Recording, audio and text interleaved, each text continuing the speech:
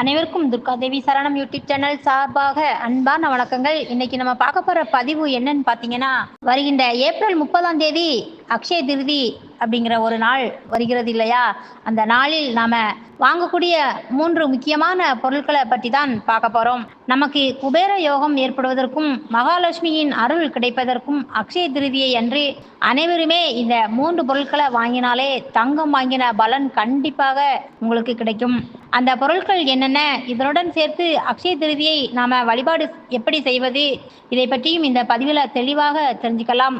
பதிவுக்குள்ள போறதுக்கு முன்னாடி நம்ம சேனலை சப்ஸ்கிரைப் பண்ணாம பாக்குறீங்கன்னா உடனே சப்ஸ்கிரைப் பண்ணிக்கோங்க. பக்கத்தில் இருக்கும் பெல் பட்டனையும் கிளிக் பண்ணுங்க.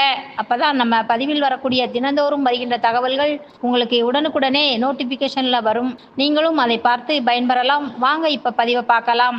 பொதுவாகவே அக்ஷய திருதியை நாளில் தங்கம் வாங்கினா நிறைய பலன்கள் கிடைக்கும் அப்படின்னு நம்ம சொல்லுவோம். மகாலட்சுமியின் அருளும் நமக்கு கிடைக்கும், குபேர சம்பத் ஏற்படும். ஆனால் இந்த 3 பொருட்களை வாங்கும்போது உங்களுக்கு வாழ்க்கையில் வருடம் முழுவதுமே செல்வ செழிப்பு ஏற்படுங்க. மங்களங்கள் நிறைய நடக்க ஆரம்பிக்கும், சுப காரியங்கள் நிறைய நடக்க ஆரம்பிக்கும், தங்கம் ஆகின்ற யோகம் அதிகமாக கிடைக்கும். திடுதிடுவென தங்கம் சேர்வதற்கு இந்த 3 பொருட்களை தவறாமல் வாங்குங்க. அது என்னென்ன பொருள் என்று சொல்றேன். வருகின்ற 30ஆம் தேதி ஏப்ரல் 30/4/2025 புதன்கிழமையோடு சேர்ந்து அக்ஷய திருதியை வருகின்றது. பொன் கிடைத்தாலும் புதன் கிடைக்காது அப்படின்னு சொல்லுவாங்க. அப்படியாகப்பட்ட சக்தி வாய்ந்த சிறப்புமிக்க இந்த நாளில் தான் அக்ஷய திருதியை வருகின்றது. இதை மட்டும் தவற விட்டுடாதீங்க. அக்ஷயம் அப்படின்னாலே பல மடங்கு பெருகக்கூடியது அப்படின்னு அர்த்தம். அக்ஷய பாத்திரத்துல நாம எதை எடுத்தாலும் அது அள்ள அள்ள குறையாமல் இருந்துகிட்டே இருக்கும். அதனாலதான் நம்ம அக்ஷய திருதியை தேதி அன்னைக்கு சில விஷயங்களை நாம செய்யும் போது அது நமக்கு பல மடங்கு பெருகும் அப்படிங்கிறது நம்பிக்கை. அதனாலதான் நம்ம கையில இருக்கக்கூடிய செல்வமும் அள்ள அள்ள குறையாமல் சேர்ந்துகிட்டே இருக்கணும். அப்படிங்கிறதுனால நம்ம என்ன பண்ணணும் அப்படின்னா, இந்த 3 பொருட்களை கண்டிப்பா வாங்கணுங்க. செல்வ வளம் அதிகரிப்பதற்கு நம்ம என்ன பண்ணணும் அப்படின்னா, அன்றைய தினம் தானமும் பண்ணணுங்க. அதனால இறைக்கின்ற கிணறு தானே ஊறும் என்று சொல்லுவாங்க இல்லையா? நம்முடைய முன்னோர்களின் கருத்து இதுதான். அதனால நம்ம என்ன பண்ணணும் அப்படின்னா, நம்ம கிட்ட இருக்கின்ற ஏதாவது ஒரு எளிய பொருளாக இருந்தாலும் கூட அதை தானம் பண்ணுங்க. உங்களுக்கு அது பல மடங்கு அதிகரிக்கும். இதுதான் இதுல இருக்கின்ற ஒரு ரகசியமான சூழ்ச்சமும் கூட அப்படின்னு சொல்லலாம். என்ன பண்ணணும் அப்படின்றத பார்த்துடலாம்.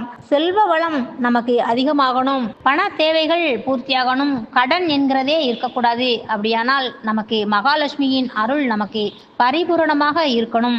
அதனால நீங்க தவறாமல் அன்றைய தினம் அக்ஷய திருதியை 30ஆம் தேதி புதன்கிழமை வருது பாருங்க, அன்றைய நாள் காலையில இருந்து மாலை நேரத்துக்குள்ள இந்த 3 பொருட்களை வாங்கிட்டு வாங்க. அக்ஷய திருதியை திதி செவ்வாய்க்கிழமை 29ஆம் தேதி மாலை நேரத்துக்கு மேல பிறக்க இருக்கின்றது. ஆனா புதன்கிழமை இந்த பொருட்களை வாங்கிட்டு வந்தீங்க அப்படின்னா நல்ல ஒரு பலன்கள் கிடைக்கும். முதலாவதாக நீங்க வாங்கிட்டு வரக்கூடிய பொருள் அவல். இதை நீங்க வாங்கிட்டு வாங்குங்க. இந்த அவலுக்கு என்று ஒரு தனி கதையே இருக்குது. இந்த அவல் யாரு வாங்கிட்டு வழிபாடு செஞ்சு பூஜை செய்கிறீர்களோ அவர்களுக்கு நல்ல பலன்கள் கிடைக்கும். ஏன்னா கிருஷ்ண பரமாத்மாவிற்கும் அவளுக்கும் ஒரு நெருங்கிய தொடர்பு இருக்குன்னே சொல்லுவாங்க. ஏன்னா குசேலர் கண்ணருடைய வாலி சிநேகிதர். கண்ணன் துவாரகில அரசனா ஆட்சி செய்யும் பொழுது குசேலர் என்ன பண்ணினார் அப்படின்னா, அவருடைய வறுமை நிலை காரணமாக தன்கிட்ட இருந்த இந்த அவல் மட்டும்தான் எடுத்துட்டு வந்தாரு. அதனால குசேலருடைய மனைவி தன் கணவர்கிட்ட வற்புறுத்தி கண்ணர்கிட்ட உதவி கேட்க சொல்லி அனுப்பி வைக்கிறாங்க. ஆனா நீண்ட நாட்களுக்கு அப்புறமா நம்ம நண்பரை சந்திக்க போறோம் அப்படிங்கிற வருத்தமும் அவர்கிட்ட இருந்திருக்கு. இருந்தாலும் பரவாயில்லை, வெறுங்கையோடு போகக்கூடாது அப்படிங்கிறதுக்காக கொஞ்சமா அவளை ஒரு துணியில ஒரு மூட்டை மாதிரி கட்டி எடுத்துட்டு போறாராம். தன்னுடைய மனைவி கொடுத்த அந்த அவலை குசேலர் வாங்கினாராம். அதை கண்ணன் கிட்ட கொடுத்தாரு. அவரை பார்க்கும்போது அதை பெற்றுக்கொண்ட கண்ணன் ரொம்பவும் ஒரு மகிழ்ச்சி அடைந்தாராம், சந்தோஷம் அடைந்தார் அப்படின்னே சொல்லலாம். அவருடைய கஷ்டத்தை பற்றியே கிருஷ்ணர்கிட்ட ஒரு வார்த்தை கூட சொல்லவே இல்லை. எப்படி நம்ம உதவி கேட்கறது அப்படின்னு கொஞ்சம் கூச்சமாக இருந்ததுனால அவர் எதுவுமே சொல்லலையாம். ஆனா அவர் வீடு திரும்பினதுக்கும் அப்புறமா அவருக்கு ஒரு பெரிய ஆச்சரியம் காத்திருந்ததாம்.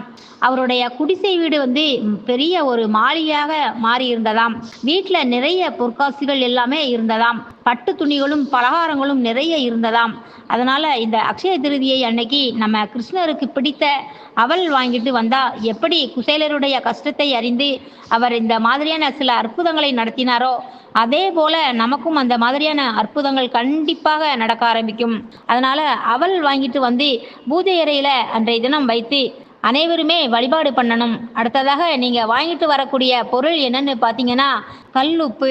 பொதுவாகவே கல்லுப்பு அப்படின்றது மகாலட்சுமியின் அம்சம் கொண்ட ஒரு பொருள்க. அதனால தான் ஒரு சுப நாளில் நல்ல காரியம் நடக்கணும் அப்படிங்கும்போது கல்லுப்பு வாங்கி வைத்து வழிபாடு பண்றோம்.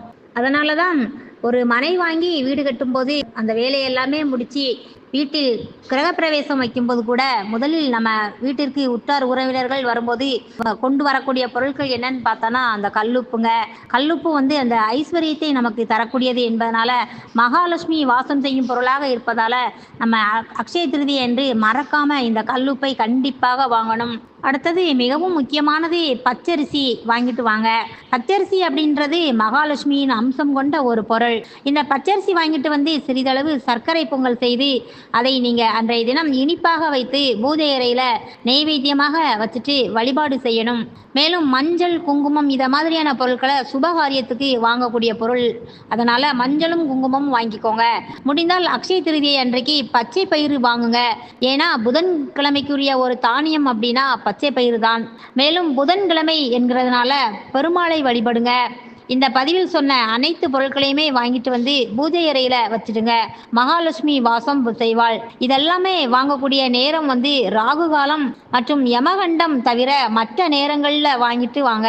சில பேருக்கு வந்து சந்தேகம் வரலாம், முன்கூட்டியே இந்த பொருட்களை வந்து வைத்து வழிபாடு பண்ணலாமா, வாங்கிட்டு வரலாமா அப்படின்னு சொல்லி கேட்கலாம். ஆனா இந்த பொருட்களை முன்கூட்டியே வாங்கக்கூடாதுங்க. அக்ஷய திருதி அன்று தான் வாங்கணும். தங்கம் வாங்கினாலும் சரி, வெள்ளி வாங்கினாலும் சரி, ஏதாவது உங்களுக்கு எது முடியுதோ அந்த பொருளை வாங்கிடுங்க. இப்படி இரண்டுமே வாங்க முடியாது என்கிறவங்க தங்கத்திற்கு இணையாக வாங்கக்கூடிய இந்த பொருட்கள் என்னென்ன ஏற்கனவே நாம பதிவில் போட்டிருக்கேன். நம்ம சேனலில் கொடுத்துருக்க பதிவை பாருங்க. ஃபுல்லாக எல்லா டீட்டெயில்ஸுமே கொடுத்துருக்கேன், பார்த்து தெரிஞ்சுக்கோங்க. இது எல்லாமே அன்றைய தினம்தான் வாங்கணுங்க. நீங்கள் கண்டிப்பாக காசு கொடுத்து தான் வாங்கணும். நீங்கள் வந்து கடையில் போயிட்டு அன்றைய தினம் கடன் வைத்து வாங்கக்கூடாது. இப்படி காசு கொடுத்து வாங்கிட்டு வாங்க. அப்போது தான் உங்களுக்கு அனைத்து விதமான பலன்களும் கிடைக்கும். மகாலட்சுமி தாயே போற்றி என்ற மந்திரத்தை கீழே இருக்கும் கமெண்ட் பாக்ஸில் பதிவிட்டுட்டு உங்கள் ஃப்ரெண்ட்ஸுக்கும் அண்ட் ஃபேமிலி மெம்பர்ஸ்க்கும் அனைவருக்குமே ஷேர் பண்ணுங்கள். அவர்களும் இதன் மூலமாக பயன்பெறட்டும். மேலும் உங்களோட ஆதரவையும் சப்போர்ட்டையும் நம்ம சேனலுக்கு எப்பயுமே கொடுக்கணுங்க. தேங்க்ஸ் ஃபார் வாட்சிங். நன்றி.